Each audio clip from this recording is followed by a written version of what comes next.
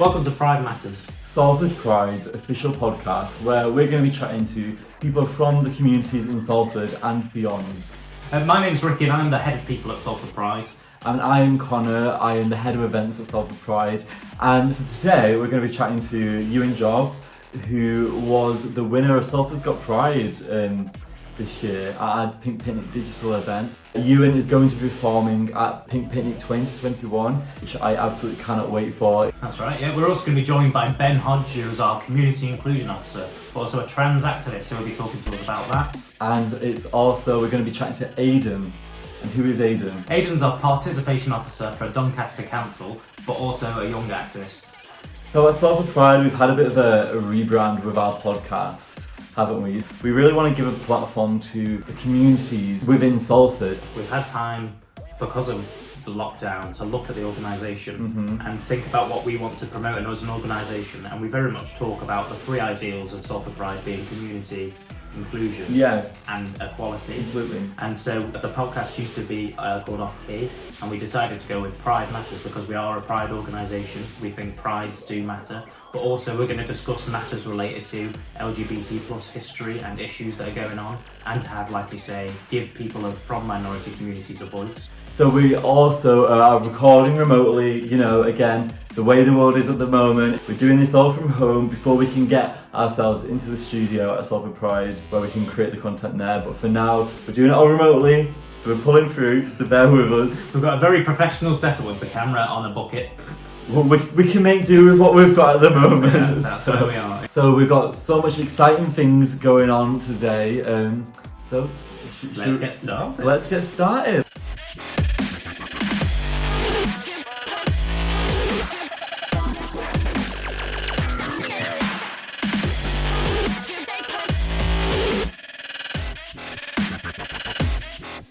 So Aidan, thanks for joining us today at Pride Matters. Can you tell, you're the Participation Officer for Doncaster Council. What's that about? What do you do for Doncaster? So my job is to lead the Youth Council and Youth Parliament and drive forward their work and make sure that it's promoted as far and wide across the borough as possible. Also to ensure that they have a platform to shape and influence policy within the council from senior decision makers, to encourage them to make a difference, endorse activism. And they focus on campaigns as well. So they focus on campaigns important to young people based on the annual Make Your Mark consultation that's the biggest across Europe, where young people get to vote for issues important to them.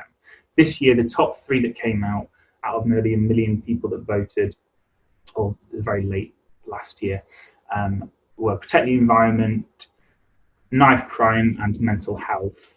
So those have been particular focus points for the young people that I work with as a young person myself. So that's principally what I do at the council.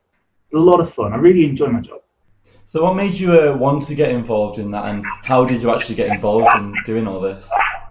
So I used to be a youth counsellor myself, and I felt very lucky to have that platform to voice my opinions, because youth voice and youth social action has always been something that I've been passionate about, and encouraging and inspiring other young people to speak up. So things just sort of unfolded quite seamlessly for me, and I kind of got slotted into that position. I did become, after a youth counsellor, a young advisor, which was a paid part-time position. And I think through the work that I did there, I managed to work my way to the full-time position I'm in now. So what actually made you want to get involved in that? What was the thing that made you think, actually, I need to speak up and make a difference? Always been, there might have been a defining point in my life, but it's always been almost intrinsically part of my DNA that I've got a theatrical background, and I love the impact that theatre and it can have in politics as well, and the impact and difference that it can, how it can provoke thought in other people and bring about social change and things. I guess that it's about recognising the power that you have, and if we're talking about personally, as I would be put on platforms to inspire other young people with public speeches or maybe pieces of poetry that I've written. The reception from people sort of made me feel very humbled and made me realise that was really gratifying. And I just sort of thought, I want to be able to make as wide a difference as I possibly can in my life in whatever way I can. Do you know what I mean? Yeah. Sounds a bit la-di-da, doesn't it? No, do you know what? It doesn't at all. I think it's great when young people have a voice and have something to say and put it out there, because too many people just have their opinions but don't do anything about it. And so it's really great to see when people actually are going out their way to make change when change is needing to happen. Definitely. So yeah, no, it doesn't sound like that at all. And I think when you think about like votes at seeing the discussion around votes at 16, Wales and Scotland already have that. England don't at the moment.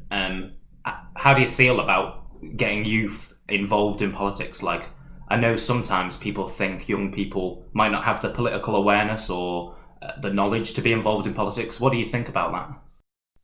I think that politics should be more widely educated among young people so that they're able to at least dip their toes in the water and see if there is an interest there. Because I think a lot of young people's exposure to politics is perhaps a generational perspective from their parents about whether they vote Tory or Labour, and they're either one or the other, and they've decided before they know anything about any of the policies. I think that there's a huge gap missing, unfortunately, between the ages of 16 and 18 for young people that are passionate about politics. I would have loved to have been able to vote. Yeah. There have been endeavours for quite a while in youth politics to get that motioned in England, I know. And there's a few brick walls.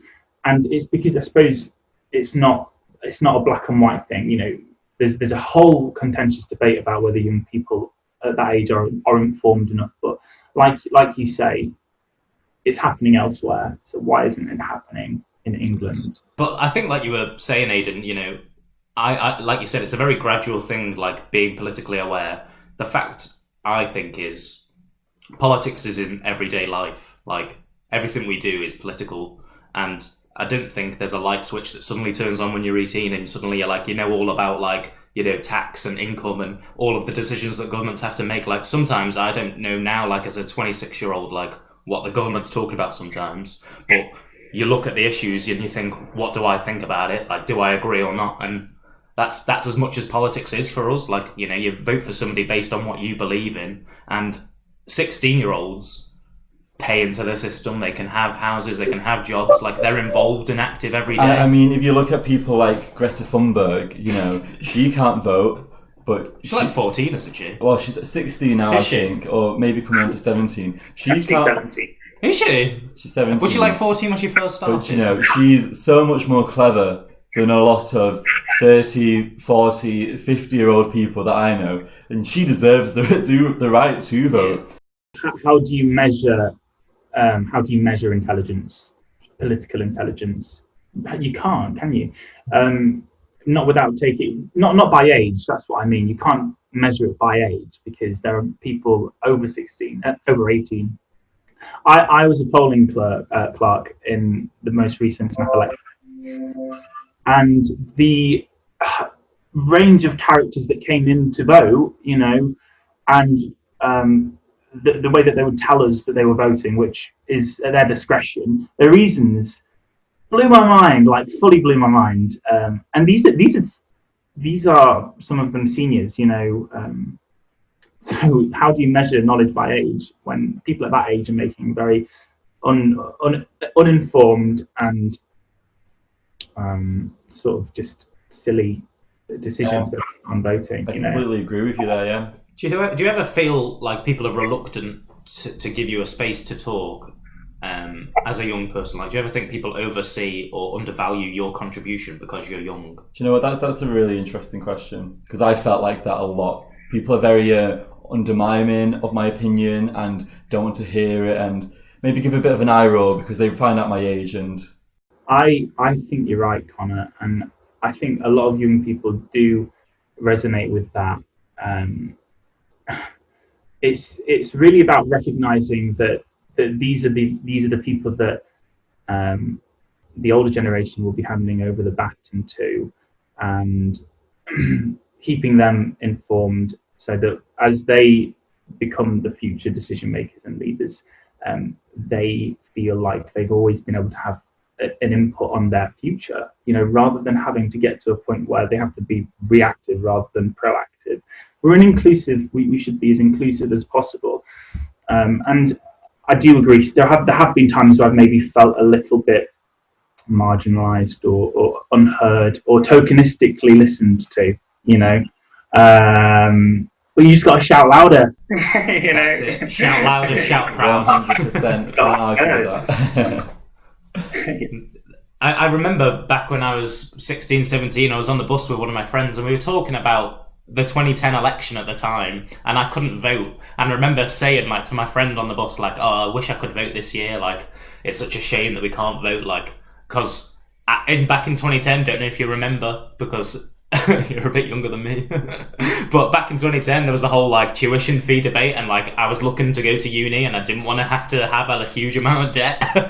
And so I was thinking maybe I should vote. Should I vote Lib Dem? Should I vote Labour? Because Lib Dem at the time were free tuition. That didn't happen. But I remember an old lady who was on the bus saying to me and my friend, oh, you're not old enough to be talking about these things. And it's patronising. And I just thought, it's definitely patronising. We weren't talking about anything that we didn't understand. We were just saying, what we knew. Like I said, I was thinking that already at that age. I wanted to go to uni, and I was I just care that how much money I'm going to be paying. People find it funny. Oh, you're so young. You've not lived your life yet. You don't know what you're talking about. But I mean, at the end of the day, I think our generation, we're seeing things in a very different perspective than the generation above me are. My mum, I come to her and I tell her my views, and she says, when I was your age, we just thought the world was perfect, and we were happy thinking the world was perfect, but in reality it wasn't. But they were a bit more naive to it all, I guess, especially in this modern day world of social media, where you can share your thoughts and beliefs to the other side of the world, and they can see that too. Whereas my mum, who's 55, she didn't have that ability to see exactly what was going on the other side of the world, and couldn't form her opinion on that. So the world's become so much smaller over time, hasn't it? And so accountability to the individual has increased, I think, or at least that's how we perceive things to be now. Suddenly we care for the welfare of people in other countries and the global state of matters politically or whatever, because we're connected with them so much more, aren't we? We talked earlier about getting young people involved in politics. August this month marks International Youth Day, and the theme this year is about local, national, but also global activism. And I know, Aidan, you got a lot involved with climate action and protests around Black Lives Matter, and you just spoke about the globe shrinking. How do you think, as a young person, you can be a good activist for these movements and get involved in things that are going on globally? How can young people be good activists for these causes? I think activism is about using your voice first and foremost, and making informed and intelligent opinions about things that are important to you and the people around you, and then doing your research, because there's no excuse not to anymore, with the access that we have to the internet and an infinite amount of knowledge out there.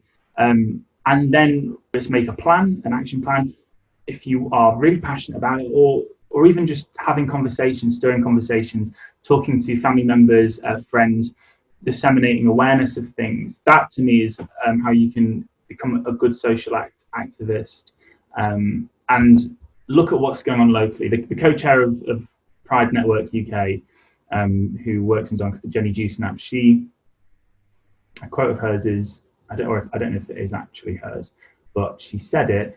So if you want to change the world, you've got to start in your hometown first. It's a very nice quote. Yeah. I like that. And do you know what all this that you're saying is being taken on board here? Because I feel like I would personally really like to get more involved in activism, you know, you're so right. You've got to start with the people around you, the people that surround you, and then progress with that. Even just understanding the perspective of others and why other people are passionate about them, I think, is also really good. Because knowledge is power, you know, and the more that you have, the more broader perspective you'll have on things. And I'm learning as much as anybody else, and I think that a really nice, safe way of starting discussions with things that you feel a certain way towards is by starting with, and it sounds really simple, in my opinion, just like how I led there, you know, because opinions aren't facts. They should be informed, and you know, you're entitled to have yours. It's that willingness to learn about things, and to people can't be forced to be educated. People have to want to be educated, and that's the thing. And especially with like Black Lives Matter and the way the world is at the moment, I think people have been more open to learning and to understanding, as white people, understanding what is actually going on, you know. I really agree so much. I think, you know, the key message that I think is brilliant of what you just said is, you know, activism and change happens day to day at a local level. It is speaking to your friends, challenging or questioning when someone says something like, is that what you think? Like, is that the right, like, you idea? can't change Why? the world overnight, can you? So you can't. I think so many people are intimidated by it because they see something pointless or ineffective. And there's a study that shows in order to really sort of bring about positive or social change or activism, not necessarily positive, you only need 1% to 2% of people to gain a critical mass and really start something in motion. And when you think about that, you know, most people think that it's 50% or a majority, but it's not. That is just a belief that people have. You only need 1% to 2% to gain a critical mass, and then you've started something, and then the ball's rolling. So it's often not as huge as people think, you know, and small things make a huge difference. Exactly, you know, big change happens on small scales. Like, Yeah. Aidan, we've loved chatting to you, but we have a next guest to go on to. So thank you so much for joining us. Yeah, and keep up what you're doing, because, you know, young people like us need to be raising our voices and being heard and spreading that awareness of what we're passionate about. And it's our flag's falling down. Our little set. But no, thank you so much for coming on. It's been great to chat to you. Keep doing what I you're look doing. forward to seeing what you do in the future, Aidan, because, you know, seeing young people involved in politics is so, like, inspiring, and it's great to see, like, a young LGBT plus person sharing your voice, like you said, loud and proud. So well done. Thank you so much, guys. It's been amazing speaking to you. Looking after ourselves and each other has never been more important. But if you're a smoker, you could be putting yourself and those you love at risk. From the moment you quit smoking, your body begins to repair itself, giving you the best chance of fighting illnesses like coronavirus. 300,000 people have already quit for COVID. You can too. Help and support to stop smoking is still available. To find out more, visit youcangm.org. Back in June, we are the 70% held protests in Piccadilly Gardens for trans rights. Connor, you and I went to those events. I knew a few of the speakers there. So Jess Rose, who was the DJ at the Pimpin' Digital, she spoke out. And one of our own Salford Pride committee members, Ben Hodge, was a part of the speakers as well. So I think Ben gave a really passionate speech, so rather than us explain that to you, let's just hear it from Ben's mouth himself. I don't know about you, but I am tired. I am tired of constantly having to justify my existence to a system that doesn't seem to care. I am tired of having healthcare services that save trans lives underfunded and understaffed. I am tired of having to seek out places that explicitly state that they are trans inclusive just to feel safe in my own city. But most of all, I am tired of this majority cis government thinking they know what is best for me.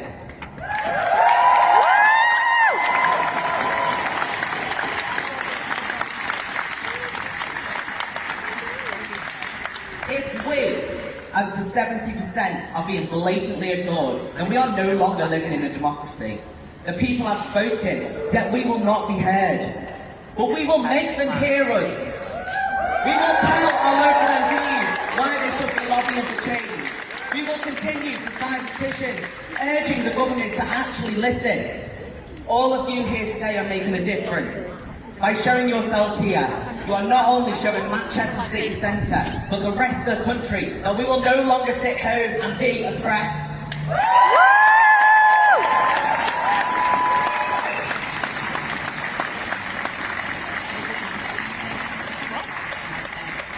I do not belong in a women's bathroom. I do not belong in women's spaces, for I have been lucky to have the support and help from those around me to find myself, and I am proud to be a trans man.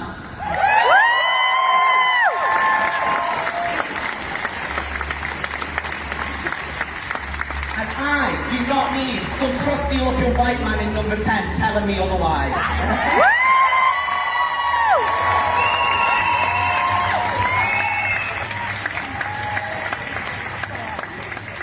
Stay safe and stay together. We matter. We will not be silenced. And we will see a reform. Thank you. Hi Ben, how are you doing? Hi, I'm good, thank you. I'm glad to be here. It's great. Yeah, great. It's good to see you. So for people who do not know, what was the protest about? Why were people out there, and why do people want their voices to be heard? What's the reason for it all? Yeah, so basically what had happened was, I think it was maybe 2 years ago now, the government introduced a survey about the Gender Recognition Act reform. So what that would have meant is that people could, instead of having to pay almost £200 to sit in front of a panel and be told whether you're like trans enough, you'd basically have the option to like self-identify, and also like non-binary people would also get recognition under UK law. So what had happened was they did this big consultation, and well over 100,000 people filled it out. In fact, I think it was something like 150,000. It was a lot. It was a lot of people. And 70% of people were in favour of this reform. And the government went back on it. Like, as far as, the government went back on it because they said there was a lot of influence from trans charities. But the thing is that, like, these trans charities support the people that's going to be affected by it. So it was like, well, obviously they're going to take part because they, it's important that trans views are heard. So there was that. And then also Liz Truss, who basically was rumoured to say all these things about banning sort of like trans healthcare for under 18s. It was about like single sex spaces and their protection.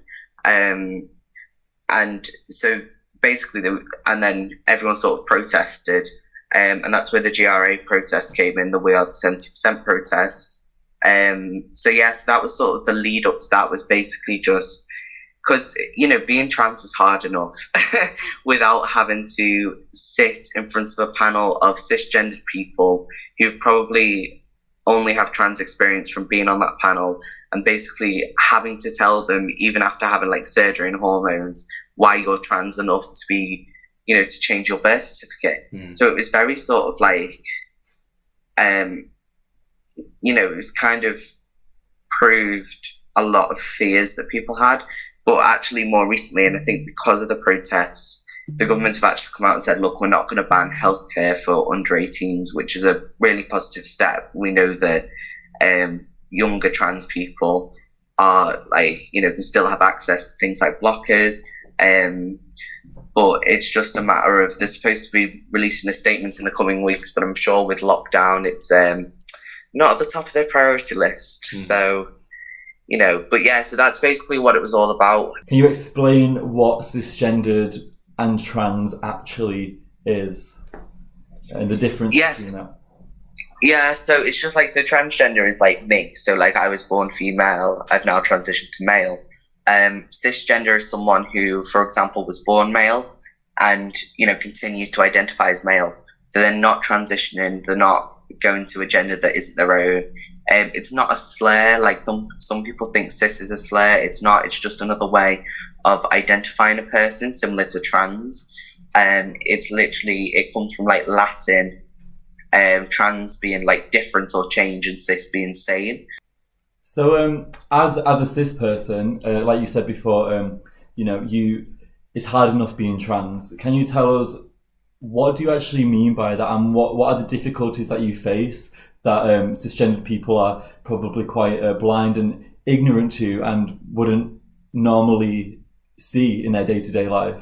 Yeah, I mean, if we have enough time, I can exactly go on. Yeah, I can imagine. Basically,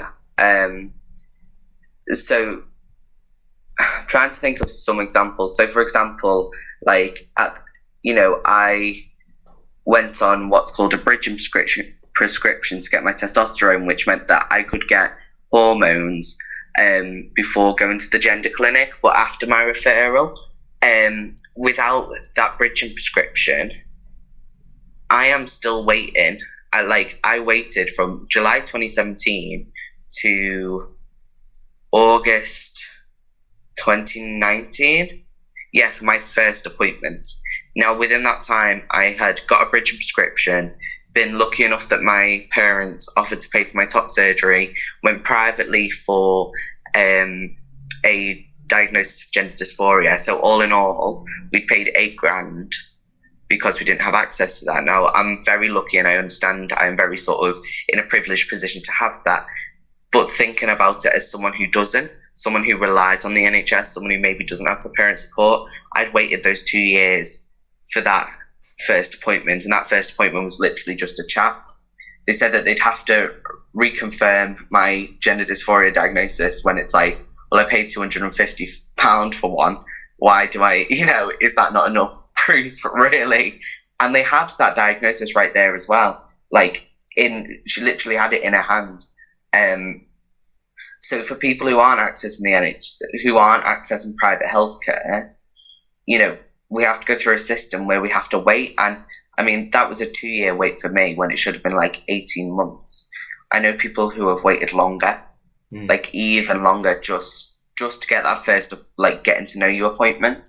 And then you look at that, I'm still waiting now for my second appointment. So I haven't heard a thing in the last year from the clinic to get my diagnosis reconfirmed. Well, NHS service is underfunded and understaffed anyway, but trans services even more so. And that's why there's a big waiting list that people have to go through. And then you look at things like, for example, without the GRA, which I was mentioning before, so without me getting that, I would be married to my partner as their wife. I'd probably go down on a birth certificate as someone's mum.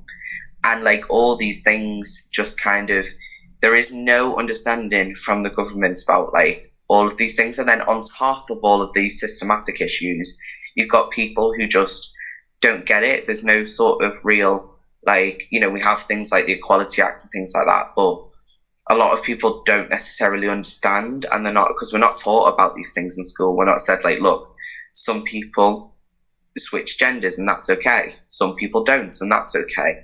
And we don't even get that really simple conversation when we're younger. So a lot of people, I'll be the first trans person they met, and they'll be in their 40s.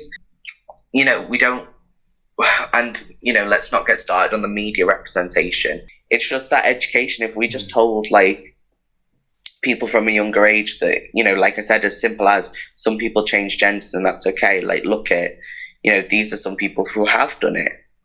And it doesn't affect the cisgendered people who are in control of how transgender people live their life. Yeah, and it's just it's annoying because they see trans people as a threat. There's always these things of oh, men will dress as women and identify as women to get into the women's bathroom. No, they won't. It's hard enough, transitioning. It's hard enough getting people to understand you as a trans person. No cis person who's comfortable in themselves would transition because they'll see how difficult it is. And it's just it just baffles me that people see us as a threat, and we just want to live life as we feel comfortable. We don't want to do anything to anyone. I just want to live my life, enjoy myself, and just go out there and be. nobody would question, you know, if someone went to a building and said, like, can I use the toilet? Like, nobody would ever ask, like, why do you want to use the toilet? Like, are you going in there to attack somebody? And I think you said a lot there about people perceiving you as a threat. And I know, you know, like you just talked about the Gender Recognition Act and the proposals and changes that might happen, or we're waiting to see what they actually say. But I guess if people want to get involved, if people want to inform themselves, like, how would they find out? Like, where would you recommend? How do you think people should start finding out about what it is to live as a trans person, what it means to be LGBT, and how can I as a cis person be an ally for you, I guess? I mean, there's a lot of things that people can do that are like really simple. So, for example, I recommend My Generation, which is a YouTube channel run by two amazing non-binary people called Fox and Owl. And firstly, they have the greatest names, and they do a lot, not just about, like, I think the media very much likes to attach this narrative of, like, you know, if you're a trans man, you were a lesbian until age 16, and then you went, oh no, I'm a man. But, like, that's not the case. And I think My Generation are great at sort of putting that across, that, you know, there are different trans people with different sort of life narratives. Other things like checking out like local resources, like, you know, in Manchester and Salford, we're lucky that we have the Proud Trust and the LGBT Centre on our doorstep. And, you know, even though at the minute it's going through renovation, the resources and the staff are still available. And, you know, I'm sure getting in touch with them and getting on the Proud Trust website can help you sort of see what's available to young people around here. And then it's like really simple things. So, like, you know, adding pronouns to your Twitter and Instagram bio to sort of normalize it. You know, just kind of supporting trans friends. Like, you know, if you hear someone getting misgendered and it's safe to do so, correct them. But if they don't know, like, you know, just be there for someone. Because I think, like, a lot of people are like, oh, what can we do? Like, let's go to the... And it's just like, just be a good person. Just be a nice person. Because, like, you know, I don't want any special treatment for being trans. And I know that everyone at sort of Salford Pride understands that. And sort of everyone in our LGBT community in Manchester understands that it's like, just understand, you know, and I think that's what cis people are talking very generally, because obviously not all cis people, but like cis people sort of like, oh, they want special treatment, they want this, they want that, and it's like, no, I just want the same rights as you. Ben, just before you go, you obviously like are involved in trans protests. I know you're the trans officer, like we mentioned when we introduced you at the Uni of Salford. But you're also a volunteer for us at Salford Pride. Can you just tell me a little bit, like, what do you do for Salford Pride? How did you get involved? How did you find out about us as an organisation?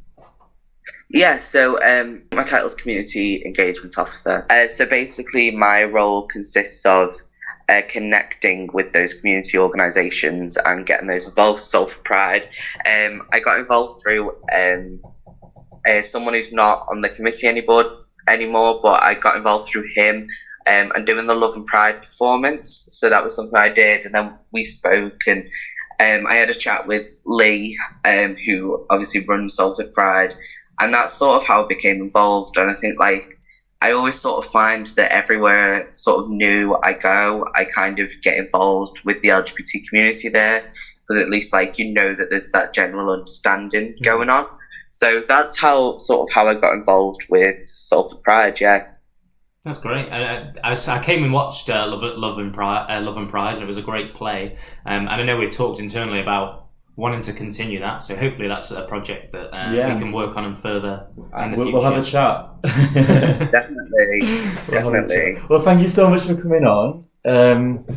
I guess we'll see you at the next committee meeting and all that. But it's been great to hear everything that you've had to say, because it's important that people get to know about it all and understand what it's all about. So yeah, it'd be great to talk to you. Thank you for championing this platform. We all want to protect ourselves right now. And if you smoke, there's something you need to know about coronavirus. Smoking increases your risk of developing life-threatening complications from COVID-19. And smoking also increases your risk of heart attack, stroke, diabetes, lung disease, and 16 cancers. There's never been a more important time to quit for your health and your family. Find all the information you need. Visit youcangm.org. We're going to be chatting to Ewan Job, who was the winner of Salford Pride, which was the online talent competition within the Pink Picnic Digital, where the audience at home decided the winner of the event.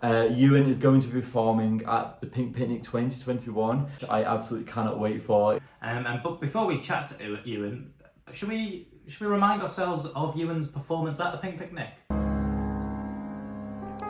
You're so supersonic, wanna feel your powers, tell me with your lasers. Your kiss is cosmic, every move's magic.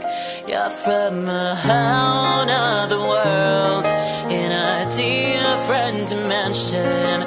You open my eyes, now I'm ready to go, lead me into the light. Kiss me, kiss me, infect me with your love and fill me with your poison. Take me, oh, take me, wanna be a victim, ready for abduction.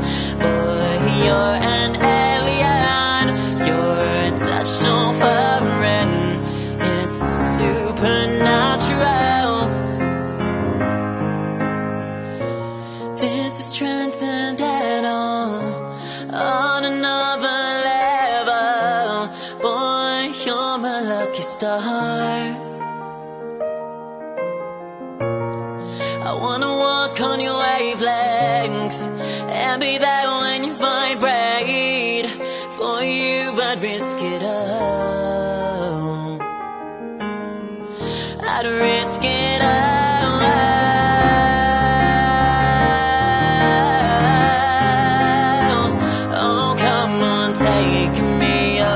Take me, wanna be a victim. So hi Ewan, welcome to Pride Matters. Thank you so much for joining us today. Oh, thank you for having me. That's great. We've just obviously listened to your performance of E.T. by... Which is amazing. A great performance. Oh, thank you. You obviously did that for Salford's Got Pride, which we'll chat to you about in a second. As part of Salford's Got Pride, you were judged by our guest judges, which were Cheddar Gorgeous, Amric Channer and Rob King. Right. First, before we have a little chat, we're just going to have a listen back to your feedback and have a remember about what the judges just said. Oh, Ewan, you're so young and beautiful and talented with your whole life ahead of you. But in all seriousness, you don't need anybody to tell you've got an amazing voice. You have a wonderful voice. You have spectacular stage presence. Ewan, I really love that song choice and I love that arrangement. It's one that I've sang before myself, and you sang with a great deal of passion and you sounded really lovely. And I think Ewan will be on his way to great things. It wasn't just the judges that decided that you obviously won Salford's Got Pride, so first, well done. This is the first time I think we've actually spoke to you since the digital event. Yeah. How did you find the event? How did you get involved? Well, it was really, really well articulated. Like, because you see some places and they do these events that are obviously usually in person, like it's a physical thing you go to, and you see some and they're just like, they're not well done, because they've gone digital. But no, I was watching it, I was just like, it's pretty damn good to be fair. Hats off to you, it was really good. So with Salford's Got Pride, we wanted to make it quite interactive and, because obviously we couldn't be together at Peel Park, to have people to vote for their favourite act was that engagement to be there. And you did amazing because you got so many votes. Well, clearly because you're the winner of Salford's Got Pride. How was it to win for you? And when Annabelle Lecter announced that you won, how was that experience? Because I can imagine it's pretty mad from watching it at home on Facebook Live. How was that? Yeah, it didn't feel real. I was like, oh my God, I'm doing a Pride event. Because I literally said to myself at the start of the year, because I'm only used to doing open mics and those kind of events, that I'm not used to doing anything like well produced as this. And I said to myself at the start of the year, I was like, I want to do a Pride event this year. And then this happened. I was like, "This is real." That's crazy. How did you, I know you talked about when you first applied about supporting Salford Pride and the picnic. Have you ever been to the picnic? How did you find out about Salford Pride? How are you already watching? I got I think it was an email through university or something. Because I'm in the arts department. I got an email through saying it was like applied to perform at Pride, and I was like, well, why the hell not? Like, go for it. So that's really great. It's great that the uni shared that with you. Are you at Salford University then? Yeah. Okay. You're not just a performer, you're not just a vocalist, you're also a songwriter. And I was looking at on your Instagram, you recently did like this challenge where you like come up with like creative lyrics to like, you listen to some music for like 60 seconds or something. Do you remember? Yeah. Oh my God, that was so bad. But like, I thought you did such an amazing job of coming up with these like really creative like lyrics. It's not easy. I can do it. And a lot of your lyrics in your songs talk about like, you know, emotion and like life as I don't know if it's about your life, but about life in general. Like, I just wonder, like, what's your creative process about? How do you go about like coming up with these lyrics and stuff like that? Well, I guess like I always like to make stuff relatable. Yeah. I think that's a really good way to like capture like listeners' attention. You know, listening to something that you can like relate with, it's like so much better. And I think I don't know, I also like to play with songs. Like Electric Heart's like one big like metaphor, and it's fun. It's like really camp and gay, but yeah. We love camp and gay. Do you know, I remember we're all about that. When you're a music performer like yourself, and you're bringing music out, to bring your identity into it just gives another direction, another element to what you're doing. Because I know the band Years and Years is one that I follow like really closely, and they similarly talk about activism. And like Ollie, who's the lead singer, is obviously gay, and he talks about like homophobia being illegal in countries, and like talks about activism and stuff like that. Yeah, no, I love Years and Years. Ollie's great, isn't he? Yeah, I like and like you say, the whole like activist side to it, and they like stand up for what they believe in. Completely, yeah. And I see you was planning your outfit for the Pimp Picnic, which is great to see. We love a bit of preparation. Literally, like almost a year in advance. No, I've got a few ideas, but just have to wait and see. I'm prone to last minute changes as well. So. Wait and see. You do fashion at uni, don't you? Do you make your outfits yourself? Yeah, I do. The stuff in class is more like contemporary, like very like streetwear, but commercial. Yeah. But you know, I go like off from my own direction, sort of. So. Next year, we're hoping on our 10th anniversary to bring back the Pink Picnic and make it bigger, brighter, bolder, and full of sparkle. We've got some great plans, and you know, I think you can bring something to it. We're excited to see what you have to show us. The 10th anniversary, that's a big one. Do you have any plans for what you might perform? Are you going to perform ET, or are you going to perform? I know you've got a single coming out very soon. What are you going to do? Have you got any ideas? Well, obviously because it's next June, isn't it? It's next June. So obviously by then, like I could have like another 4 or 5 songs out. Like I don't know. It's a while away, isn't it? I'm sort of hoping for like a summer vibe EP at the start of May next year. So whether it's a combination of that and some other songs, you know, that's a very exciting announcement. Can you tell us about it? What's it about?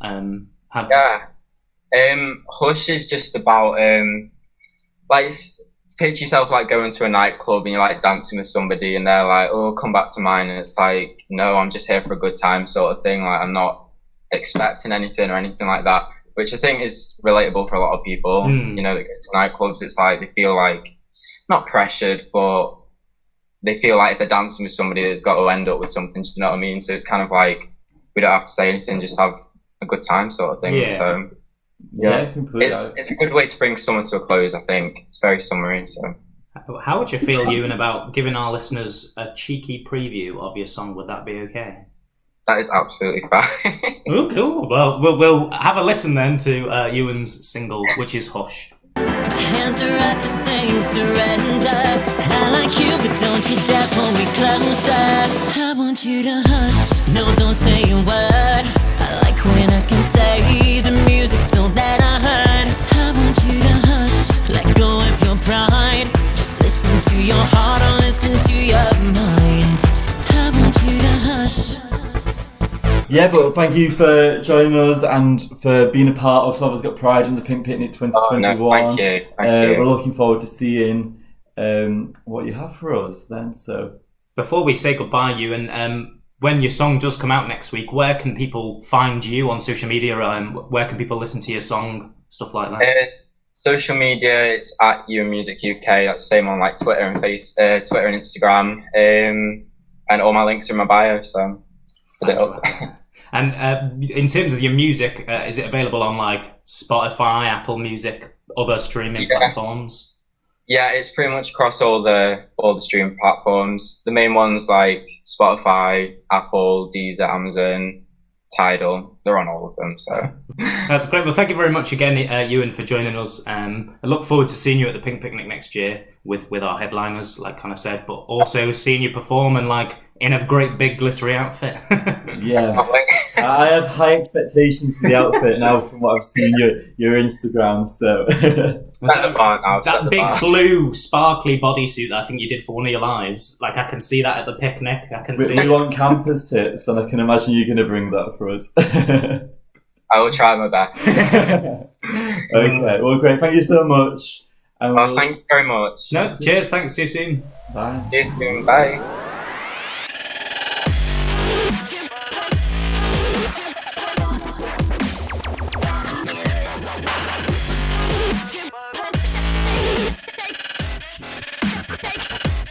Yeah, thank you so much for tuning in. We've had a great time chatting with all our guests. It's been so interesting. I've actually learned quite a lot. Yeah, it's been very educational. You know, we've called this episode "Activism Matters," and that's because all of the people we've had on today are involved and active in their own communities, and it's been great to educate ourselves, and hopefully you've learned something and took something away too. It's been great to see fellow young people from Greater Manchester be so passionate and loud and trying to actively make a difference. The only thing that evil men need to succeed is for good people to stand back and do nothing. And that has been displayed through this podcast. People are not standing back and doing nothing, and our generation of people are actively trying to make a difference, which has been great to see. And yeah, definitely one of the things that will ring true in my mind every day is something that Aidan said actually, which is that he said activism or change happens day to day. It's those small interactions in life that make the difference, and there's nothing more that we can do than just tell a friend, educate somebody. Start with yourself and branch out. You can't change the world overnight. Exactly. But you can make it start somewhere. So yeah, thank you so much, and yeah, thank you to all of our guests as well. We've had a great camp time, and hopefully you enjoyed it too. We'll see you next time. See you soon. Bye.